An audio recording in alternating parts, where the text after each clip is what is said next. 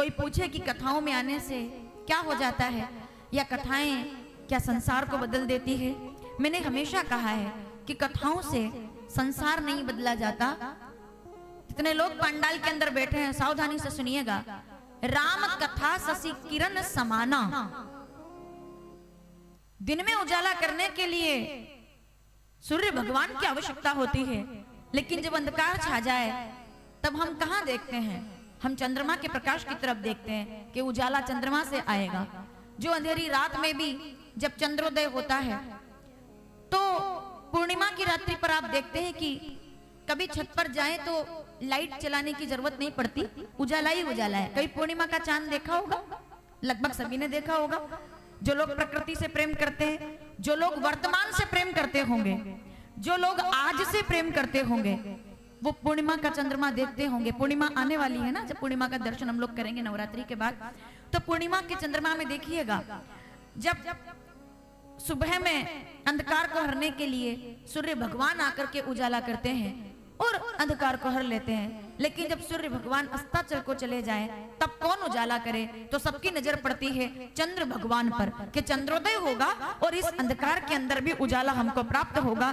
तो सतयुग में राम नाम का उजाला है, सूर्य प्रकट हो रहा है। द्वापर युग में श्री कृष्ण भगवान के नाम का उजाला है, सूर्य प्रकट हो रहा है। पर कलयुग में उजाला कौन करेगा? क्योंकि अब तो अंधेरी रात आ गई है, अब अंधकार आ गया है। अज्ञान ध्वांत विध्वंस, जब सब तरफ अज्ञान का अंधकार छा गया है, तब कौन प्रकाश बनकर आएगा? तो सावधान, रामचरितमानस बालकांड 46वां दोहा, चौथी चौपाई।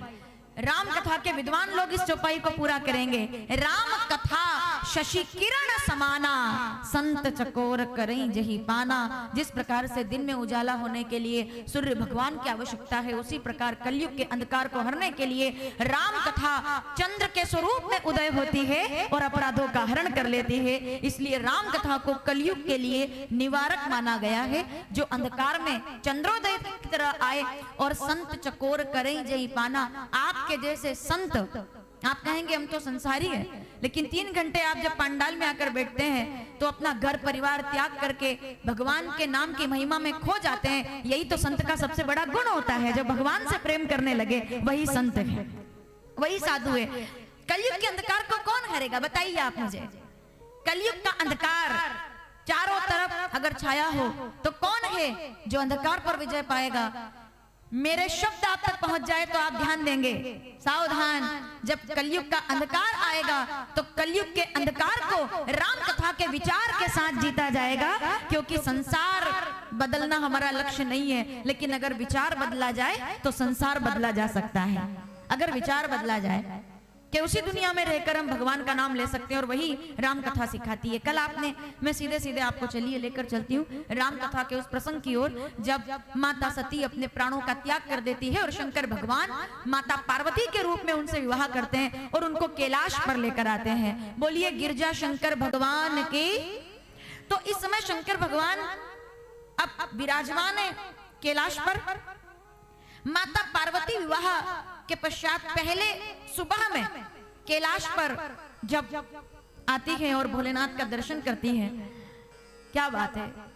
अब इस स्वरूप को मैं कोशिश करूंगी कि आप तक इसको शब्दों से पहुंचा सकूं, पर आप समझना कि आप खरियार रोड में नहीं बैठे हैं। 5 मिनट के लिए आप कैलाश पर्वत पर बैठे हुए हैं और आप भोलेनाथ का दर्शन कर रहे हैं। शंकर जी विराजमान है, उनके चेहरे पर तेज है। और कैसे हैं भोलेनाथ? तो सावधान, शब्द मेरे सुनिएगा, लेकिन कभी महादेव का दर्शन किया हो तो छवि का दर्शन जरूर करना जैसे महादेव बैठते हैं। रामचरितमानस बालकांड दोहा नंबर 106, जटा मुकुट सुर सरित सिर लोचल नलिन विशाल। ये किसके शब्द हैं? माता जगदम्बा पार्वती के। विवाह के बाद वो पहली बार भोलेनाथ को देख रही है, और उसके बाद जब उन्होंने देखा तो भोलेनाथ का श्रृंगार कैसा पाया कि जटा मुकुट सुर सरित सिर लोचल नलिन विशाल नीलकंठ लावण्य निधि सोह बाल विधु भाल। द्वितीया का चंद्रमा सोह रहा है, जटाएं बंधी हुई है और जटाओं में बांधा है अंतरिक्ष को। गला नीला है क्योंकि जहर पान किया है भोलेनाथ ने, पर चेहरे पर मुस्कान है, आंखों में करुणा है। तीसरा नेत्र, वैसे तो कामदेव को भस्म करते हुए भी देखा है, लेकिन माता पार्वती कहती है कि कामदेव को भस्म करने वाले तीसरे नेत्र से आज करुणा बरस रही है। ऐसे देवों के देव को महादेव कहते हैं, जो जगत का पालन करने वाले हैं उनको महादेव कहते हैं। अब ध्यान से सुनिएगा, फूलों की माला तो कोई भी पहन सकता है, कमल के फूल की माला पहनकर जो सुंदर लगे उनको देव कहते हैं। अगली पंक्ति अगर मैं भूल जाऊं तो पंडाल के लोग पूरा करेंगे।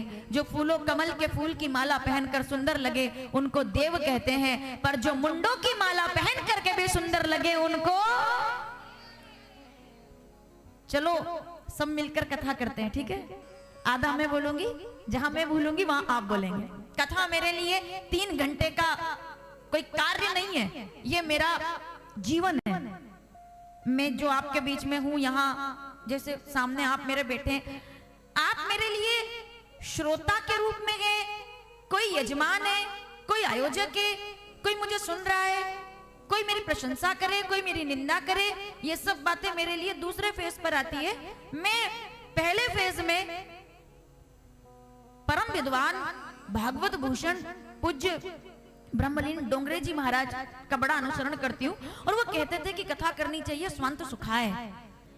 मैं जो जी रही हूँ, जो मैं सांस ले रही हूँ, जो मैं आपको देख रही हूँ, मेरे लिए आप हर व्यक्ति बहुत विशेष है यहाँ, क्योंकि आप मेरे श्रोता हैं। आपसे मुझे कुछ मिलेगा, मुझे इससे कोई लेना देना नहीं है, क्योंकि बहुत कुछ पाने के बाद अपना सब कुछ त्याग करके मैं आप लोगों के बीच में बैठी हूँ। यहाँ से उठकर जाने के बाद ऐसा कोई नहीं है जो घर में मेरा इंतजार करे, जिस तरह का जीवन मैंने चुना है, ठीक है? सन्यास के पहले मेरे घर के लोग मेरा इंतजार करते थे, घर के लोग मतलब माता पिता, ठीक है? इंतजार वो आज भी करते हैं, लेकिन मेरा जो सन्यास हो गया तो अभी कहानी बदल गई, ठीक है?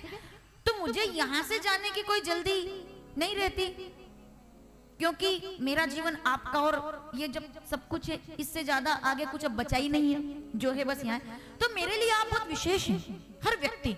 हो सकता है कुछ माताएं पीछे बैठी है तो मैं आपसे नहीं मिल पाऊं क्योंकि आप वहां बैठते हैं, लेकिन मेरा भाव ये रहता है कि आप कथा के बाद आए, मुझसे मिलें, कुछ भी मुझे आपसे प्राप्त हो ऐसा जरूरी नहीं है। मैं एक बात बताती हूँ आपको, वक्ता को श्रोता से धन के रूप में कुछ प्राप्त हो, ये बहुत बात की बात है और बहुत छोटी बात है। सबसे बड़ी बात तो ये है कि वक्ताओं को श्रोताओं का सम्मान करना चाहिए, क्योंकि जो सबसे पहली चीज उन्होंने वक्ता को दी है वो है उनका समय, और वो है उनकी निष्ठा, और वो है उनकी श्रद्धा। जो आप यहाँ बैठे हैं, कोई व्यक्ति फ्री नहीं है, आज फुर्सत में नहीं है कि घर पे टाइम पास कर रहे थे और यहाँ कुर्सी पर आकर बैठ गए। नहीं, सबके पास अपना काम है, अपना परिवार है, अपनी दुकान है, अपना घर है, उसको त्याग करके आप 3 घंटे के लिए कुर्सी पर आकर बैठते हैं। तो मेरे लिए आपसे ज्यादा महत्वपूर्ण कोई नहीं रहता है, ये मेरा व्यक्तिगत विचार है आप लोगों के लिए, क्योंकि आप मेरे लिए बहुत महत्वपूर्ण है। इसीलिए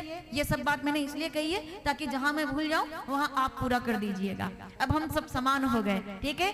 तो जो चंदन का तिलक लगा करके महके उनको देव कहते हैं, जो केसर का तिलक लगा करके महके उनको देव कहते हैं, जो खुशबू वाला तिलक लगा करके महके उनको देव कहते हैं, और पीछे तक के बैठे लोग सावधान, जो चिता से उठने वाली भस्म को लगा करके भी महके उनको महादेव कहते हैं। जलती हुई चिता को आप देखते हैं तो आंखें बंद कर लेते हैं अपनी, ठीक बोल रही हूं मैं? राम राम राम राम, ये क्या देख लिया? होता है कि नहीं? मतलब अगर हमारे कहीं हम कार से जा रहे हैं और सामने से कोई अंतिम यात्रा निकल रही हो तो थोड़ा सा अपने को लगता है कि 2 मिनट रुक जाओ, क्योंकि वो नहीं अच्छा माना जाता कि अंतिम यात्रा है। समझ रहे हैं आप? 2 मिनट के लिए आप किसी अच्छे काम से जा रहे हैं और कोई अंतिम यात्रा आपके सामने से निकल जाए तो आप घबरा जाए या कोई घबरा जाए, उनको देव कहते हैं। पर जो अंतिम यात्रा जहां तक पहुंचती है 24 घंटे उसी जगह पर बैठे रहे उनको महादेव कहते हैं। कि अपने विवाह से पहले तनछार ब्याल कपाल भूषण जटिल नगन भयंकरा संग भूत प्रेत पिशाच योगिन। शिव जी को भगवान मत मानिए आप, केवल भगवान मानेंगे तो जल चढ़ाकर वापिस आ जाएंगे। क्षमा कीजिएगा, केवल भगवान मानेंगे तो फूल पुष्प चढ़ाकर वापिस आ जाएंगे, लेकिन जिस दिन भगवान से और ऊपर समझ करके आप उनको अपनी आत्मा का आधार मानेंगे, मेरा विश्वास है आप फूल चढ़ाकर नहीं आएंगे, आप स्वयं समर्पित होकर के आएंगे कि अब मैं आपका हो गया हूँ, क्योंकि इसके बाद मेरे पास चढ़ाने के लिए कुछ नहीं रहता। उनको महादेव कहते हैं। आप सोचिए तो, कल बाबा महादेव माता सती को रोकते हैं मत जाओ, फिर वो अपने शरीर का त्याग कर देती है, तो वो रूप देखो आप, एक पति के रूप में जाते हैं तो आंखों में आंसू आते हैं उनके, और जब आंसू गिरते हैं तो रुद्राक्ष बन जाता है। पत्नी के वियोग में वो रोए, ठीक है, तो उनकी आंख से आंसू गिरा, दुख में दर्द में। माताओं का आंसू गिरना बहुत सामान्य बात है, लेकिन जब पुरुष की आंखों से कभी आंसू आ जाए तो समझ लेना चाहिए कि अति हो चुकी है, कि अब बहुत सब्र का बांध टूट चुका है। आंखों से आंसू गिराए तो रुद्राक्ष बना दे, उनको महादेव कहते हैं। मुंडों की माला पहन करके निकले, उनको महादेव कहते हैं। और अगली पंक्ति ध्यान से सुनिएगा, अमृत पीने के लिए सब लाइन में बैठे हुए हैं, पर जो जहर का प्याला लेकर के आगे बढ़ जाए उनको महादेव कहते हैं कि विष में पीऊंगा, समाज का, परिवार का, घर का, हर चीज का विष में पीऊंगा, उनको महादेव कहते हैं। मैं आपको ये बताना चाह रही हूँ कि माता पार्वती से सप्तऋषियों ने कहा था कि आपकी शादी हम करा देंगे नारायण भगवान से, तो कोई दिक्कत नहीं आएगी आपको रहने में, क्योंकि बैकुंठ में बहुत साधन है। अब जितने बुद्धिजीवी लोग बैठे हैं सावधानी से सुनिएगा और मेरी बात अपने साथ लिख कर ले जाइएगा। माता पार्वती से उन्होंने ऑप्शन रखा कि आप इतना तप कर लिया, इतनी देर में आपको नारायण मिल जाते तो नारायण से शादी कर सकते हैं आप, हम अरेंजमेंट करा देंगे जितना भी है सब। तो माता पार्वती जब विवाह हो गया और तब सप्तऋषियों ने पूछा कि इससे तो ठीक ही रहता, हमने तो कहा था बैकुंठ के अंदर आप कितना विवाह करके आनंद प्राप्त कर सकती थी, सब साधन थे वहां। तो माता पार्वती महादेव को देखकर कहती है कि बैकुंठ में जाती तो साधन तो बहुत मिल जाते, तो फिर कैलाश पर क्यों आई हूँ, क्योंकि अच्छा जीवन जीने के लिए, सुखी जीवन जीने के लिए साधन की जरूरत होती है। मैं बहुत उम्र में छोटी हूँ आप लोगों से, लेकिन मैंने अपनी अब तक की जिंदगी में एक सार समझ लिया है, अगर आप तक वह पहुंचा सकूं तो आप समर्थन कीजिएगा। सुखी जीवन जीने के लिए साधन की जरूरत होती है, पर आनंदमय जीवन जीने के लिए, शांत जीवन जीने के लिए साधन की नहीं साधना की जरूरत होती है।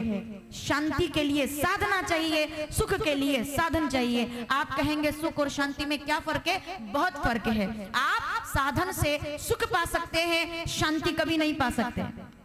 एक गाड़ी जो आप शोरूम पर देख रहे थे, 1.5 महीने से इंतजार कर रहे थे कि पड़वा आएगी तो गाड़ी उठाकर लाएंगे, जब तक वो गाड़ी आपके घर में नहीं आई तब तक आपको नींद नहीं आई कि कार आएगी तो हम खुश होंगे, कार आएगी तो हम खुश होंगे। वो गाड़ी जिस दिन आपके गैरेज में आकर खड़ी हो जाती है उस दिन आपका सुख समाप्त हो जाता है, क्योंकि अब तक पाने की चाह थी, अब पाने की चाह समाप्त हो गई। वो गाड़ी तब तक अच्छी लगेगी, बताऊं मैं आपको आपके सुख की कीमत, वो गाड़ी आपको तब तक केवल अच्छी लगेगी जब तक पड़ोसी उससे अच्छी कार लेकर नहीं आएगा।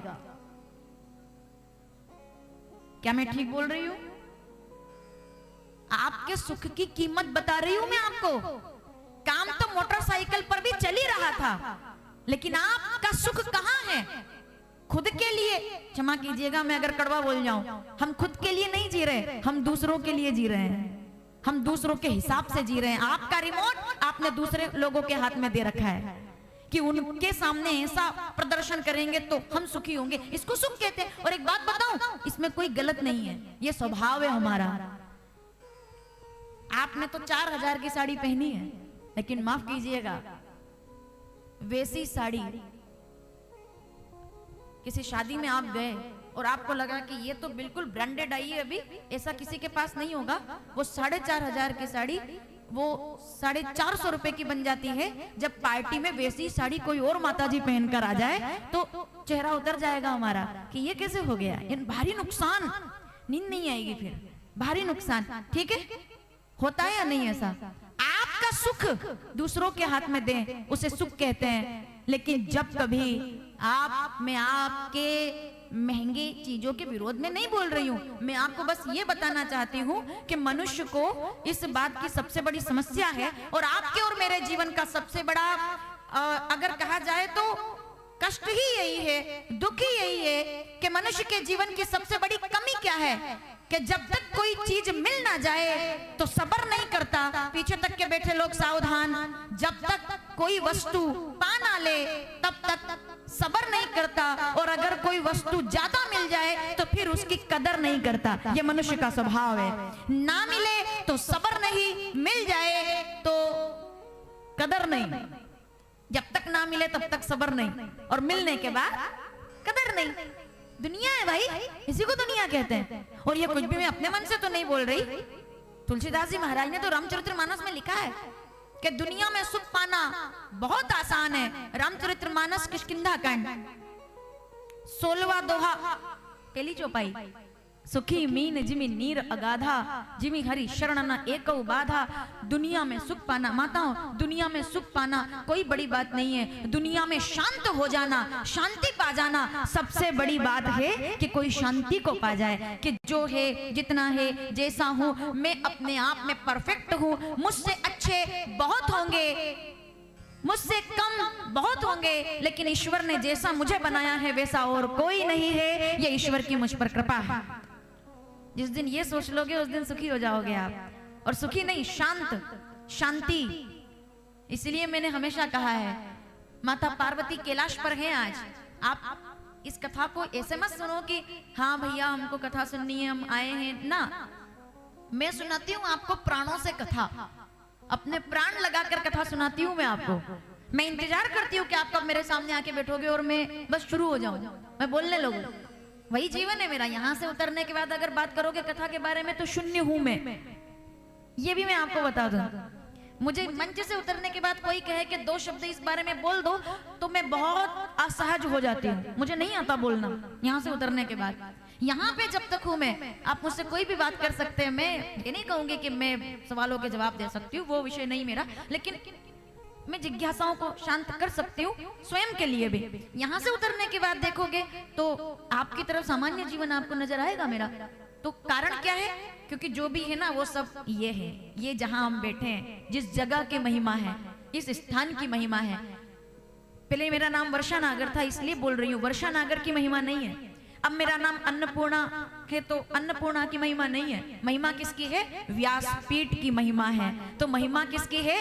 कैलाश की महिमा है। माता पार्वती कह रही है कि ना तो घर है, ना रसोई है, ना रूम है, ना हॉल है, ना गैरेज है, ना पार्किंग है, कुछ भी नहीं है। तो फिर क्या है? कुछ नहीं है, फिर भी सब कुछ है। तो सब कुछ क्यों है? तो माता पार्वती, जितने लोग यहाँ बैठे हैं, माता पार्वती कहती है कि अगर शांति की इच्छा चाहते हो, जितनी माताएं बैठी है सावधान, इसको अपने साथ लेकर जाइएगा बात को, कि शांति की इच्छा चाहते हो। कितने लोग चाहते हैं कि शांति मिल जाए?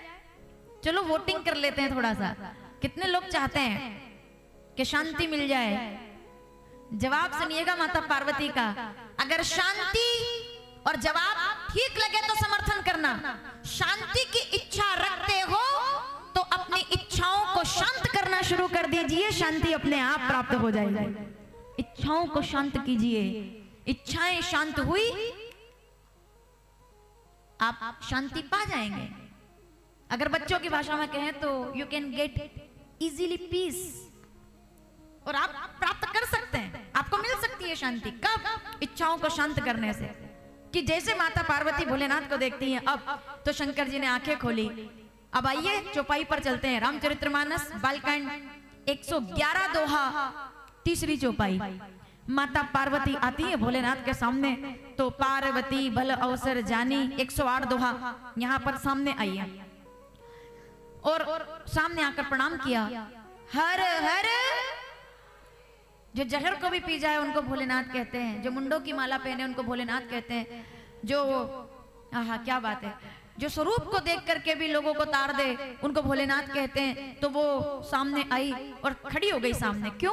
क्योंकि अभी बैठने की परमिशन नहीं है कि कहाँ बैठूं, जगह कौन सी है अब। क्योंकि पहले सती के रूप में बैठने गई थी पास, तो शंकर जी ने कह दिया अब यहाँ नहीं, सामने बैठो, क्योंकि अब जो करो सती सन प्रीति, मिटई धर्म पत होई नहीं थी। अब तो पत्नी नहीं है तो सामने बैठने से बिठा दिया सामने। अब माता पार्वती आई तो शंकर जी ने आंखें खोली, पत्नी को सामने देखा और बाबा कहते हैं समय देख करके माता पार्वती आई हैं भोलेनाथ के सामने। और ये चौपाई मुझे बड़ी अच्छी लगती है। जितनी पत्नियां माताएं यहाँ बैठी हैं, जरा सावधानी से सुनिए। बाबा ने क्या कहा? पार्वती भल अवसर जानी, गई शंभु पहा मात भवानी। या देवी, चंद्र घंटा दोनों हाथ जोड़कर प्रणाम करेंगे। जगदम्बा रूपेण संस्थिता नमस्तस्ये नमस्तस्ये। अर्धचंद्र तिलक लगाया है भोलेनाथ ने, तो आज अर्धचंद्र तिलक लगाया है माता पार्वती ने। इसीलिए तृतीया तिथि पर माता पार्वती को चंद्र घंटे थी, यानी कि चंद्र घंटा के स्वरूप में दर्शन होता है विवाह के बाद। क्योंकि जैसे पति और वैसी अब पत्नी, दोनों अब एक हो गए। तो माँ भगवती आई सामने, सामने प्रणाम किया। सवाल ये नहीं है कि आकर के प्रणाम किया, चलो वो तो ठीक है, लेकिन पार्वती भल अवसर जानी, सही समय पर की हुई कोई भी बात सही इफेक्ट रखती है, और गलत समय पर की हुई सही बात भी मामला गड़बड़ कर सकती है। समय और अवसर जिसने समझ लिया इसको, उसने जीवन को जीत लिया। माता पार्वती सामने आई, शंकर भगवान ने आंखें खोली, तो क्या किया भोलेनाथ ने? अब जानई प्रिया अति आदर कीना, और वाम भाग तेई आसन दीना।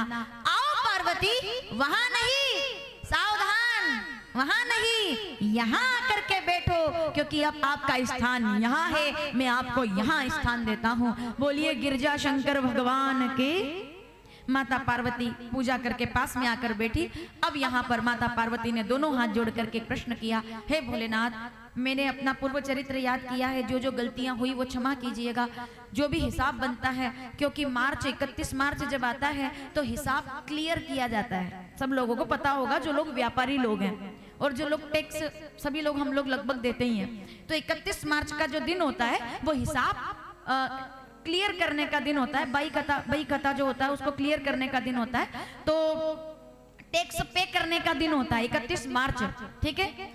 अब 31 मार्च यानी कि कल तक का हिसाब, 31 मार्च 2025 तक का हिसाब पूरा हो गया सती के रूप में। अब 1 अप्रैल 2025 खरियार रोड में नया हिसाब प्रारंभ करते हैं। अब नई शुरुआत करते हैं भोलेनाथ। हमारे यहाँ कहते हैं भाई नया समय नया खेल, ठीक। तो माता पार्वती आई, बोले अब मैं आपके सामने प्रणाम करके कहती हूँ कि मेरे मन में एक जिज्ञासा है। तो क्या अब मैं आपको सीधे सीधे कथा में लेकर जा रही हूँ, क्योंकि समय घड़ी की तरफ बड़ा देखना पड़ता है, यहाँ याद भी नहीं रहता कैसे समय भाग जाता है। जल्दी से सुनते हैं। माता पार्वती आई, प्रार्थना करके कहती है, भोलेनाथ मैं आपको प्रणाम करती हूँ और मेरे मन में एक जिज्ञासा है। क्या जिज्ञासा है? जो नृपतनय तो ब्रह्म किमे नारी विरहमति भोर, और देख चरित महिमा सुनत भ्रमति बुद्धि अति मोरी। और मेरी कोई गलती नहीं है। अगर राम जी को कोई भी रोता हुआ देखेगा तो एक बार तो पूछेगा कि जब सर्वेश्वर है तो रो क्यों रहे हैं? रोने की क्या जरूरत है? और अगर रो रहे हैं तो सर्वेश्वर कैसे हैं? आप इनको प्रणाम कैसे कर रहे हैं? सवाल कल भी वही था, सवाल आज भी यही है, लेकिन दोनों में फर्क क्या है? इतना सा फर्क है, कल मैंने यह सवाल पूछा था कथा में, कल माता सती के रूप में, तो मैंने शंका के रूप में पूछा था। आज मैं जगत के कल्याण के लिए जिज्ञासा के रूप में पूछ रही हूँ कि मैं राम कथा सुनना चाहती हूँ, मुझे कथा सुनाइए। मैं आश्रोता बनकर आपके सामने बैठी हूँ और मुझे कथा सुनाइए। तो माताओं, रामचरितमानस बालकांड 111 दोहा, तीसरी चौपाई, शंकर भगवान ने क्या जवाब दिया? जब कल माता सती ने पूछा था कि राम कौन है, तो उन्होंने धीरे से कहा था कि ये क्या तुम सवाल कर रही हो, लगता है कि दक्ष कुमारी को अभिमान हो गया है। और शंकर जी उदास हो गए थे कि क्या ये प्रश्न है। लेकिन आज जब माता पार्वती ने पूछा तो बाबा क्या कहते हैं, जरा भाव से सुनिएगा। बाबा कहते हैं, सुनो पार्वती, धन्य धन्य। आपको लग रहा होगा कि ये बहुत सामान्य बात है, लेकिन जब माता सती ने पूछा था यही सवाल, तो उन्होंने कल कहा था कि दक्ष सुता यहाँ शंभु असमन अनुमाना, दक्ष सुता अब नहीं कल्याणा, दक्ष की बेटी का कल्याण नहीं है, क्या सवाल कर दिया। लेकिन आज वही प्रश्न तो नहीं बदला ना, अब भी वो यही पूछ रही है कि राम जी क्यों रो रहे हैं। फिर भी शंकर जी ने क्या कहा, बाबा कहते हैं धन्य धन्य गिरिराज कुमारी, तुम सम नहीं को उपकारी। पार्वती तुम धन्य हो, और आज तुमने ये साबित कर दिया है कि जितने ऊंचे तुम्हारे पिता के विचार हैं उतने ही ऊंचे तुम्हारे विचार हैं, क्योंकि तुम पर्वत राज की कन्या हो। आज मैं तुम्हें श्रोता के रूप में बारंबार धन्यवाद देता हूँ कि तुमने क्या पूछ लिया। क्या पूछ लिया? सती ने जब सवाल किया था तो मेरा मन दुखी हो गया था, क्योंकि उससे केवल और केवल पीड़ा मिली थी। लेकिन आज जो आपने प्रश्न किया है उससे क्या होगा? बोले उससे खरियार रोड में 2025 में जब कई लोग राम कथा का श्रवण करने आएंगे तो आपके इस सवाल के कारण मुझे उन हजारों लोगों को राम कथा सुनाने का अवसर प्राप्त आपने कर दिया है। इसके लिए मैं आपको धन्यवाद देता हूँ कि आज आपने राम कथा सुनने के लिए पूछा है। पूछे रघुपति कथा प्रसंगा, अगली पंक्ति पर ध्यान दीजिएगा, सकल लोक जग पावनी गंगा। आपने ऐसी गंगा के विषय में पूछा है जो लोगों का उद्धार कर देगी। मैं आपको राम कथा सुनाता हूँ, समझ में आया माताओं?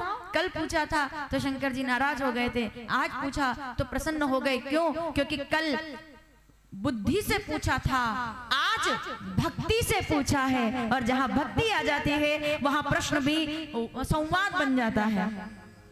मेरे शब्द समझ में आ रहे हैं आपको? जब बुद्धि से कोई सवाल होता है, दिमाग से जब कोई खेलता है ना तो रिश्ते टूट जाते हैं। माता सती, भोलेनाथ विरह हुआ, लेकिन जब कोई हृदय से पूछता है, जब बुद्धि से बात करोगे तो रिश्ते टूट जाएंगे, और जब भक्ति से बात करोगे तो शंकर भगवान दोनों हाथ जोड़ करके नमस्कार कर लेते हैं कि आपने भक्ति से पूछा है। क्योंकि भक्ति जहां प्रवेश करेगी, चलिए बढ़िया, अब जितने लोग यहाँ पर बैठे हैं, भक्ति जब जहां प्रवेश करेगी उस स्थान को बदल देगी। ये पंडाल देख रहे हैं आप, यही पंडाल कभी कभी शादी में भी लगता होगा, यही टेंट कभी कभी सामाजिक प्रोग्राम में लगता होगा, राजनीतिक मंचों पर भी ये पंडाल लगता होगा। लेकिन यही पंडाल जब इसमें संसार प्रवेश करता है तो ये एक सभागृह बन जाता है। लेकिन इसी पंडाल में जब भक्ति प्रवेश करती है तो ये कथा का पंडाल हो जाता है, जिसमें बैठने वालों को दो शब्द बोलने की जरूरत नहीं पड़ती कि शांत बैठिए या ऐसे बैठिए या ऐसे बैठिए, किसी को नहीं बोलना पड़ता, क्योंकि भक्ति का प्रवेश हुआ है। भक्ति जब भूख में प्रवेश करती है, ये बात मुझे बड़ी अच्छी लगती है। जितने लोग बैठे हैं सावधान, भक्ति क्या है? अपनी इच्छाओं को ईश्वर की इच्छा में मिला देना भक्ति है। अपनी इच्छा को ईश्वर की इच्छा में मिला देना भक्ति है। भक्ति जब भूख में प्रवेश करती है तो भूख व्रत उपवास बन जाता है। भक्ति जब भोजन में प्रवेश करती है तो भोजन जगन्नाथ भगवान का प्रसाद बन जाता है। जहां तक मेरी आवाज जाए ध्यान से सुनिएगा। भक्ति जब संगीत में प्रवेश करती है तो संगीत कीर्तन बन जाता है। वही इंस्ट्रूमेंट हो, लेकिन अगर शादी में बज रहे हैं तो वो ऑर्केस्ट्रा कहलाते हैं, और अगर मंदिर में बज रहे हो तो वो कीर्तन हो जाता है। भक्ति जब यात्रा में प्रवेश करती है तो वो तीर्थ यात्रा बन जाती है। अब जितने लोग यहाँ बैठे हैं जिनके घर में भगवान का स्थान बना हुआ है, सावधानी से सुनना। भक्ति जब यात्रा में प्रवेश करे तो तीर्थाटन बन जाता है। भक्ति जब घर में प्रवेश करे तो घर का आंगन भगवान का मंदिर बन जाता है। भक्ति जब क्रिया में, कार्य में प्रवेश करे तो कार्य कर्म बन जाता है। और आखिरी पंक्ति पर ध्यान देंगे, भक्ति जब भक्ति कार्य में प्रवेश करे तो कार्य कर्म बन जाता है। और वही भक्ति जब व्यक्ति में प्रवेश करे तो व्यक्ति मानव बन जाता है। व्यक्ति के मानव बनने की घटना का नाम भक्ति है। बिना प्रमाण के नहीं बोल रही हूं मैं। रामचरितमानस उत्तरकांड 44वां दोहा, 3री 4थी चौपाई। भक्ति स्वतंत्र, राम कथा के जानकार लोग, भक्ति स्वतंत्र सकल गुण खानी, बिनु सतसंग ना पावई प्राणी। और ये ऊपर वाली चौपाई है, नीचे वाली चौपाई तो गजब की है। पुण्य पुंज बिनु, अगर लिख रहे हैं तो ये चौपाई घर जाकर पढ़िएगा। रामचरितमानस उत्तरकांड 44वां दोहा, तीसरी चौपाई, पुण्य पुंज, नीचे वाली लाइन, पुण्य पुंज बिनु मिलई न संता, सतसंगति संस्कृति कर अंता। जब भक्ति प्रवेश करती है तो व्यक्ति मानव बन जाता है, और जब मानव में भक्ति प्रवेश कर जाए तो भक्त ही भगवान बन जाता है। उसको भक्ति कहते हैं, ठीक है, उसको भक्ति कहते हैं, वो भक्ति है। तो जिसके हृदय में भक्ति है उसने जीवन का सार पाया। और पार्वती, आज आपने भक्ति से पूछा है तो आइए मैं आपको राम कथा सुनाता हूं। बोलिए रामचंद्र भगवान की। आंखों में बरसते हो आंसू, अधरों पे सदा मुस्कान रहे। क्या बात है, आंखों से बरसते हो आंसू। पीछे तक के बैठे लोग सावधान, शब्दों पर ध्यान दीजिएगा। आंखों से बरसता हो आंसू, अधरों पे सदा मुस्कान रहे। जो रोने और गाने में, चाहे भजन करे तब भी आंसू से बहे, जब कीर्तन करे तब भी आंसू बहे। जो रोने गाने को एक करे, उस भाव का नाम भक्ति है। जो भाव को मिला दे उसको भक्ति कहते हैं, उसी को भक्ति कहा गया है।